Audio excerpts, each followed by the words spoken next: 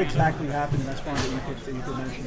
I mean, it's so long ago that it's like hard to go detailed, but this was before my Nate Robinson fight, so I had way less experience. And he was like 250 pounds at that point, and I was even lighter, like 190.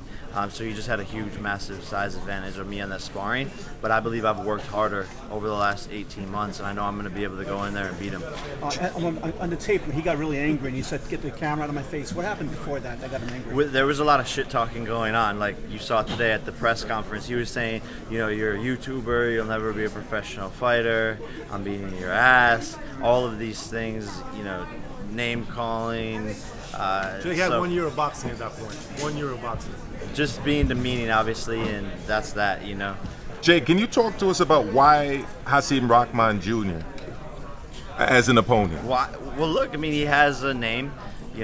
His dad is the former heavyweight champion of the world.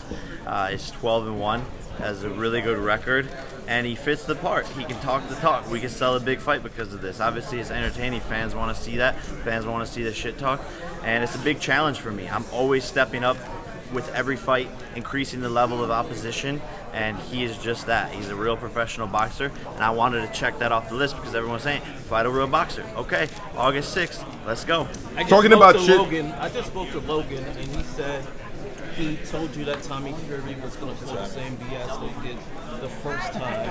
Has that door closed permanently on fighting Tommy Fury? Yeah, I mean, it just... There's no reason now. He doesn't want the fight. He's gonna find any excuse he can to get away, to duck, and he's just wasted a lot of our team's money, a lot of our time, and the kid needs me. He is the one making like $100,000 a fight.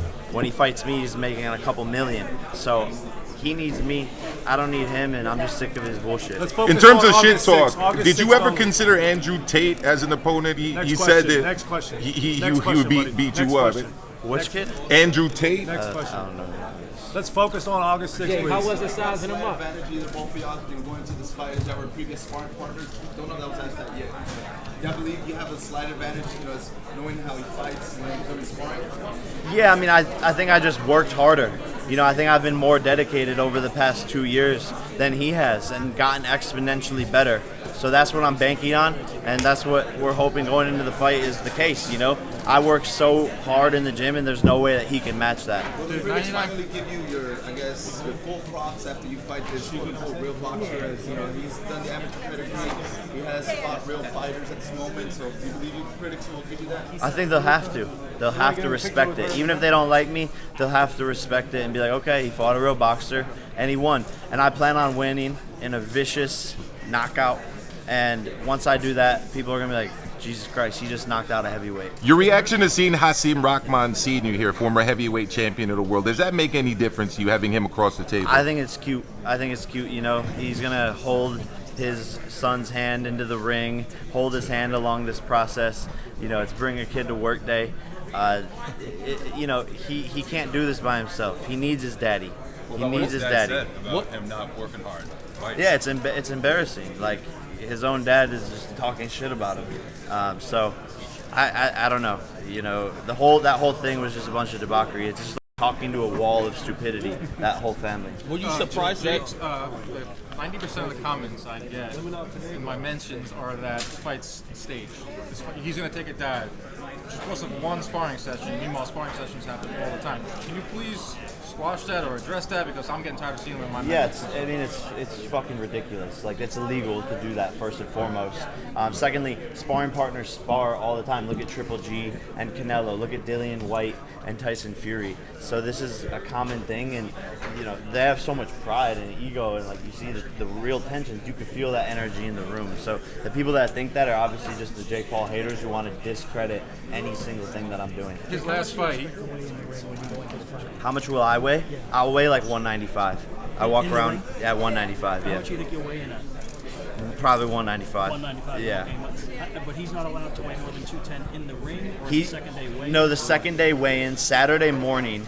He can weigh 215 Saturday morning. 250. And the night of the fight, he can weigh whatever he wants. Is there any rematch clause in this fight in case it doesn't go your way? I don't believe so. Why a heavyweight, Jay? I mean, you haven't fought a heavyweight yet. Why a heavyweight now? Well, he has a name. For me, it's hard to find a perfect opponent because they have to have a big name.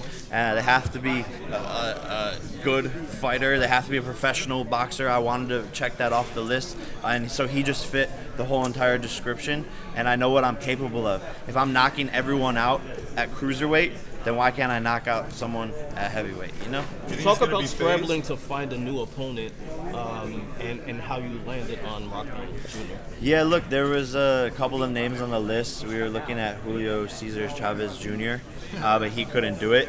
And really, Hasim Rahman Jr. was the best option. And called him up right away, and he was immediately down. Jake, we potentially see that fight versus you and Julio Cesar Chavez. I would like that. If he gets, gets his situation, Yeah. under control, and you think that could also do massive. Yeah, I wish him the best in his recovery and all that. But as soon as he's better, I would love to make that fight happen. I think it's a great fight, and I know I can beat him, and that would be cool to beat a former world champion. That would be a step up and another accomplishment in my career. Jake, what does Hasim do really well that you're worried about? What does Hasim do really well that I'm worried about? I think fighting a southpaw for the first time is going to be interesting. I've practiced a lot with it. I know he's going to come out southpaw, but obviously everything's different under the lights, and he has a 4 to 5 inch reach advantage. So just going to have to close the distance, close the gap, and get near him and make it rough. Have you now separated yourself from the other YouTubers in boxing? Think about KSI. Yeah, he's got it. close. Any comments on that fight? It's not the even, KSI fight. It's not even close. It's just two different worlds. They're what they're doing is cool, and I respect it, and I'm rooting for Alex Wasabi.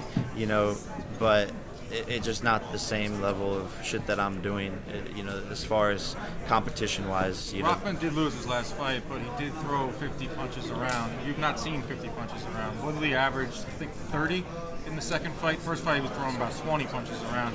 That's a new wrinkle.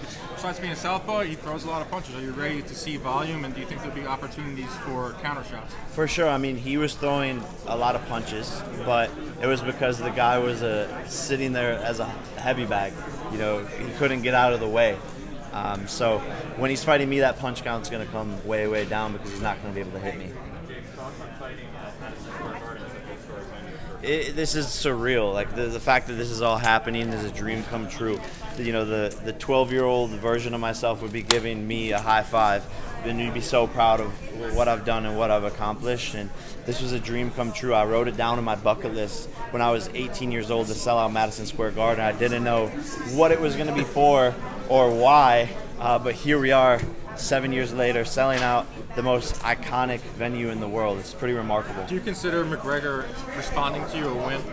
Because I feel like he used to not respond at all, but now he does. To me, he's got your attention. Yeah, no, 100%. He's been looking and paying attention to everything the whole entire time. He has to. Numbers don't lie. And at the end of the day, very few times in decades and centuries do massive names and massive fighters come out of the woodworks. You have the Floyd Mayweathers, and then it was really Conor. And guess who's next? It's me. And so everyone has to pay attention to that. No one has done what I've done in 5 fights. No one has sold this many pay-per-views in 5 fights. No one has sold out this many venues in 5 fights. So as far as I'm concerned, I'm the new kid on the block. I'm the new king on the block, highest paid. The numbers prove it. And so he has to pay attention. And he knows that I'm the money fight for him. Who else is he going to go and fight right now? Jake, you said that there's weight divisions of boxing for a reason. He's much bigger than you. You said you want to knock him out, which would be great for a highlight reel. If you don't knock him out, but you get a decision victory, is that sweet enough for you? Nah, I'm going for the knockout. Especially for the fans. People watch me now because of the knockout of the year. People watch me because of knocking out Ben Askren. People tune in to see that from me, and I'm going to bring that to Hasim Rahman Jr. Even if it's not a deadly KO, I guarantee you it'll be a TKO, and the ref will have to pull me off him because I'm going in there and I'm going to get fucking vicious and rip his fucking head off. Isn't that a lot of pressure, though? You come from the world of going viral, so in boxing, getting a sound win is still good. But do you feel like you have to deliver a knockout because you want those viral moments? I do. I feel like that, and I train for that, and I let that pressure in camp fuel me. I let it motivate me, and man, when I have a challenge like this, people aren't going to believe. Like, there's no reason I should beat this kid on paper. But when it happens, when I knock him out, what the fuck can anyone say? Do you think your status as an influencer makes your opponents intimidated or especially nervous to go up against you? Maybe. You know, I would say so. I don't think they like the trolling.